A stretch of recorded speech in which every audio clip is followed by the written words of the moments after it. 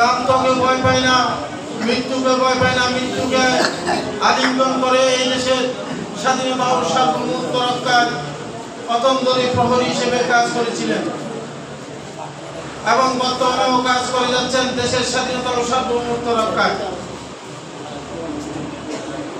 বাংলাদেশ জাতীয়তাবাদী দলের প্রতিষ্ঠা হয়েছিল এই দেশের মাটি ও মানুষের প্রয়োজনে, দেশের এক ক্রান্তি লগ্নে। এই দেশ যখন বিপদগ্রস্ত ঘোর অন্ধকারে নিমজ্জিত, ঠিক তখনই এই দেশের মানুষ সিপাহী জনতা এক হয়ে আমাদের প্রাণপ্রিয় নেতা শহীদ প্রেসিডেন্ট জিয়াউর রহমানকে বন্দিদশা থেকে মুক্ত করে এদেশের মাটি ও মানুষের প্রয়োজনে রাষ্ট্র ক্ষমতায় অধিষ্ঠিত করেছিলেন। সেই থেকে অবধি আজ পর্যন্ত দেশের ক্রান্তি লগ্নে এদেশের স্বাধীনতা, সার্বভৌমত্ব, গণতন্ত্র রক্ষায় বাংলাদেশ জাতীয়তাবাদী দল অতন্দ্রী প্রহরী হিসেবে কাজ করে যাচ্ছে।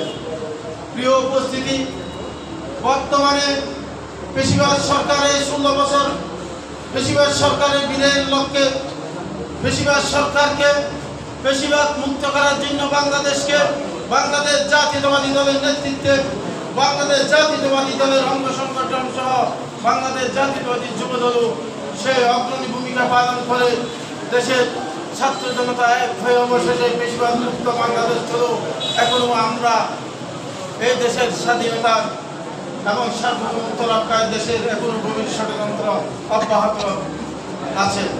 সেই গভীর ষড়যন্ত্র থেকে রক্ষা করার জন্য আবারও আমাদেরকে রুখে দাঁড়াতে হবে সেই ষড়যন্ত্রের বিরুদ্ধে।